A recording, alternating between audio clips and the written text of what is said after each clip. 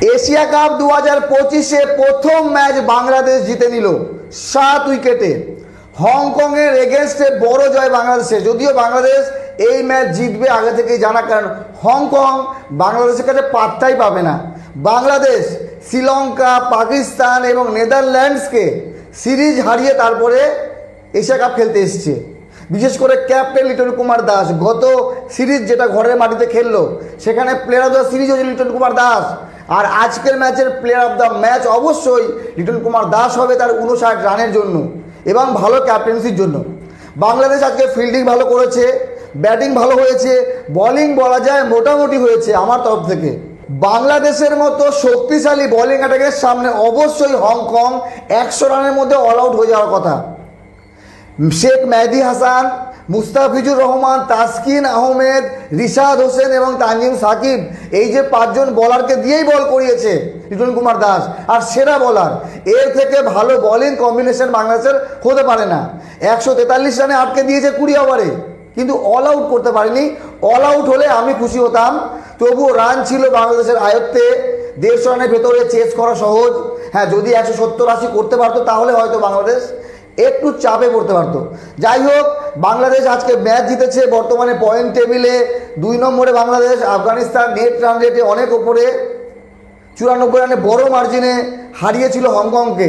Hong Kong টানা 2টি match হারলো, প্রথমে আফগানিস্তান এবং আজকে বাংলাদেশ। হংকং গ্রুপ পর্বের শেষ ম্যাচই খেলবে, কারণ এই টুর্নামেন্টে এশিয়া কাপে আর সুপার 4-এ যেতে পারবে না। প্রথম দল হিসেবে হংকং ডিসকোয়ালিফাই হয়ে গেল। তো গ্রুপ বিতে এখন 3টি দল, আফগানিস্তান, বাংলাদেশ এবং শ্রীলঙ্কা। 3টি দলের ভেতরে যে কোনো 2টি দলই সুপার 4-এ যাবে। আর বাংলাদেশকে সুপার 4-এ যেতে হলে আগামী ম্যাচ শ্রীলঙ্কাকে যে কোনো হালতে হারাতে হবে। বাংলাদেশ শ্রীলঙ্কাকে হারাতে পারবে। প্রথম ম্যাচে আজকের এই জয়, বাংলাদেশের ব্যাটিংয়ে যে কনফিডেন্স দেখলাম, যেমনটা বোলিং হচ্ছে, সব কিছু ঠিকঠাক থাকলে শ্রীলঙ্কাকে হারানো সম্ভব। শ্রীলঙ্কার ঘরের মাটিতে বাংলাদেশ সিরিজ হারিয়ে এসছে, সেই জিনিসটা মাথায় রাখতে হবে। আর যদি বলি আজকে ব্যাটিং, পারভেজ হোসেন ইমন 19 রান 14 বলে, তানজিদ তামিম 14 রান 18 বলে, লিটন কুমার দাস 59-39 বলে, তৌহিদ হৃদয় 35 রান নট আউট 36 বলে।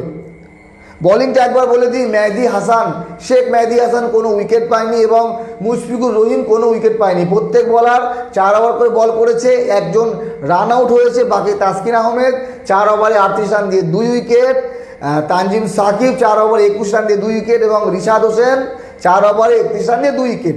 তো ওভারঅল বাংলাদেশের পারফরমেন্স খুবই ভালো ছিল। এই খেলাটাকে ধরে রাখতে হবে। হংকংয়ের মতো দলের সঙ্গে প্রথম ম্যাচ পড়েছে, এখানে বাংলাদেশের জন্যই অ্যাডভান্টেজ।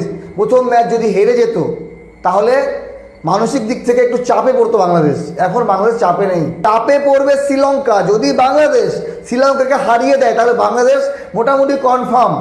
আর শ্রীলঙ্কাকে অবশ্যই আফগানিস্তানকে হারাতে হবে এবং হংকংয়ের সঙ্গে শ্রীলঙ্কার ম্যাচ থাকবে। খুব ইন্টারেস্টিং জায়গায় চলে এসছে। আগামীকাল ম্যাচ আছে পাকিস্তান এবং ওমান। অবশ্যই এখন থেকে বলা যায় পাকিস্তান ওমানকে হারাবে। পাকিস্তানের দলটা ওমান থেকে অনেক ভালো, কিন্তু ক্রিকেট কোন দিন কী হয় কেউ জানে না। আপনাদের মতামত জানাবেন। তবে সবার শেষে আমি একটা কথা বলতে চাই, বাংলাদেশ মিডিয়ায় এই যে প্লেয়ারদের T20 ক্রিকেটে 6 মারা নিয়ে অনেক প্র্যাকটিস নিয়ে অনেক খবর শুনেছিলাম, যে 6 যাতে বেশি করে মারতে পারে, প্রত্যেক ওভার একটা করে 6 মারতে পারে। আজকে হংকং ম্যাচ হারলেও বাংলাদেশ থেকে বেশি 6 মেরেছে। বাংলাদেশ 6 মেরেছে 2টি আর হংকং মেরেছে 5টি। হ্যাঁ, 4-এর ক্ষেত্রে বাংলাদেশ 4 মেরেছে 10টি, হংকং মেরেছে 8টি। তো অ্যাকচুয়ালি যদি বলা যায় বাউন্ডারি এবং ওভার বাউন্ডারিতে হংকং বেশি রান করেছে। আশা করি শ্রীলঙ্কার ম্যাচে বাংলাদেশ এই ভুলটা করবে না। শ্রীলঙ্কাকে হারাতে গেলে অবশ্যই বাউন্ডারি মারতে হবে, কারণ শ্রীলঙ্কা পাওয়ার হিটিং একটু বেশি করে বাংলাদেশ থেকে। তবে বাংলাদেশের বোলিংয়ের সামনে শ্রীলঙ্কার বোলিং একটু দুর্বল। ভালো থাকবেন সবাই, শুভকামনা রইল বাংলাদেশের জন্য। আগামী ম্যাচ জিতুক, বাংলাদেশ থাকুক এশিয়া কাপে। ধন্যবাদ।